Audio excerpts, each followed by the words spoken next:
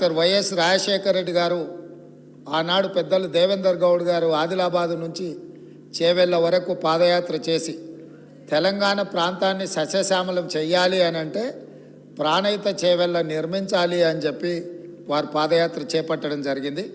ఆనాటి ప్రభుత్వం ఈ ప్రాంత ప్రజల యొక్క ఆలోచనను దృష్టిలో పెట్టుకొని ప్రాణహిత చేవెళ్ళ ప్రాజెక్టును ఆ రోజు ప్రారంభించడం జరిగింది. ఆ రోజు దాదాపుగా మొదట 12 లక్షల ఎకరాలు అనుకొని తర్వాత 14 లక్షల పైచిలకు ఎకరాలతోని 38,500 కోట్ల రూపాయలతో 2008లో టెండర్ పిలవడం జరిగింది. పనులు ప్రారంభమైనవి. అదేవిధంగా ప్రాణహిత చేవెళ్లకు డాక్టర్ బాబాసాహెబ్ అంబేద్కర్ గారి పేరు పెద్దలు వెంకటస్వామి గారి సూచనతో ఆ రోజు వారు విజ్ఞప్తి చేస్తే ఆనాడు ప్రాణహిత చేవెళ్ళ పేరు డాక్టర్ బాబాసాహెబ్ అంబేద్కర్ గారి పేరు జోడించి పెద్దలు వెంకటస్వామి గారి సూచన మేరకు ఆ ప్రాజెక్టును పనులు ప్రారంభించారు. తెలంగాణ రాష్ట్రం వచ్చే వరకు ప్రాణహిత చేవెళ్ళ పనులు ప్రారంభించి చేవెళ్ళలో మీకు తెలుసు 1,000 కోట్ల రూపాయల పనులు జరిగినాయి. ప్రభుత్వం వచ్చిన తెలంగాణ రాష్ట్రం వచ్చి ప్రభుత్వం మారినాక కొంతకాలానికి అధికారంలో ఉన్న వాళ్లకు రీడిజైనింగ్ అనే ఒక బ్రహ్మ పదార్థాన్ని కనిపెట్టారు.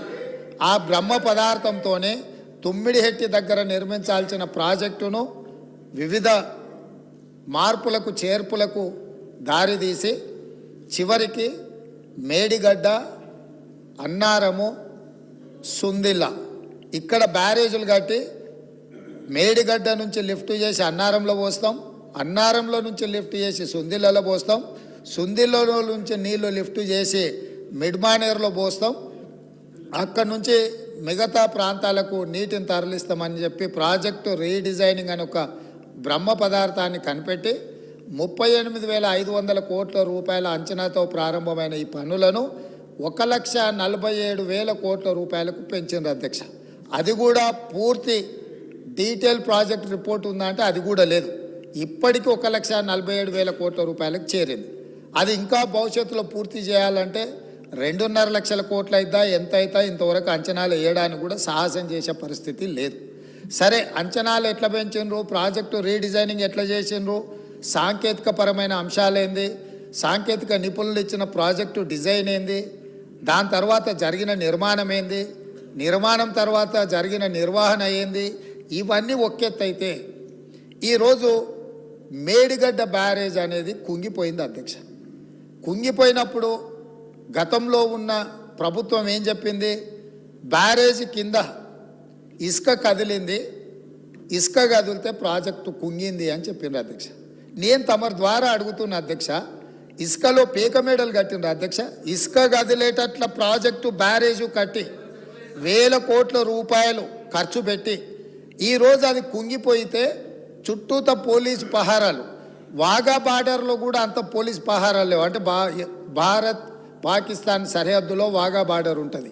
అంటే పాకిస్తాన్లోకి వెళ్ళాలి అని అంటే అక్కడ మొత్తం శత్రు దుర్భేద్య విధంగా పహారాలు కాస్తుంటారు పోలీసులు, అక్కడ ఉండే ఆర్మీ.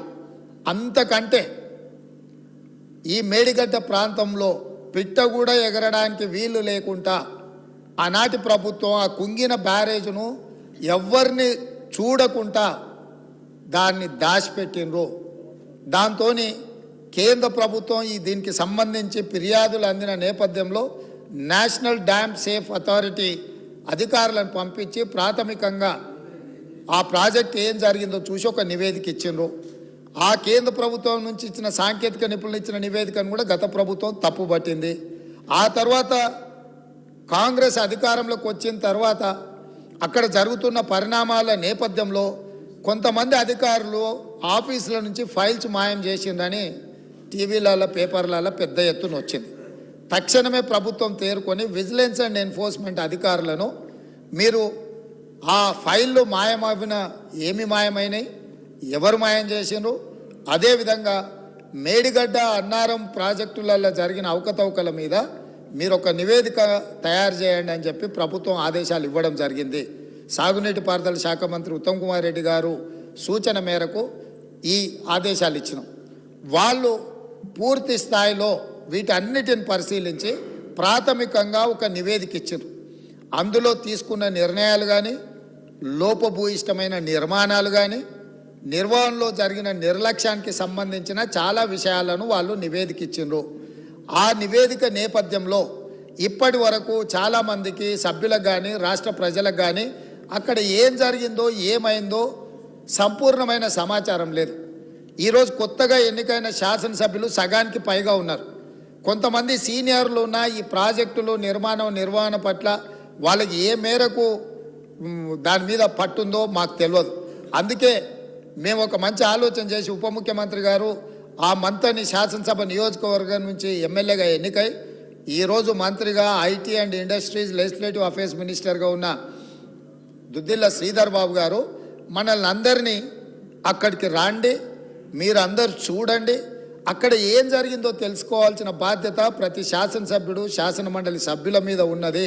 రేపు ఈ సభలో జరగబోయే చర్చలో కల్లారా చూసి ఇచ్చిన నివేదికల మీద మనం చర్చ చేపట్టాలి అని చెప్పి వారు సూచన చేసిండ్రు.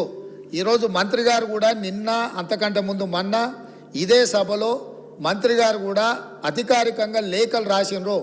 ఇంక్లూడింగ్ ప్రధాన ప్రతిపక్ష నాయకుడు కల్వకుంట్ల చంద్రశేఖరరావు గారికి, అదేవిధంగా భారతీయ జనతా పార్టీకి, ఎంఐఎంకు, సిపిఐ సభాపక్షాలకు అందరికీ కూడా ఉత్తమ్ కుమార్ రెడ్డి గారు లేఖ రాసి ఈరోజు 10 గంటలకు సభా సమావేశాన్ని ఏర్పాటు చేసుకొని దీని మీద ఆహ్వానం పలికి ఆ తర్వాత మనం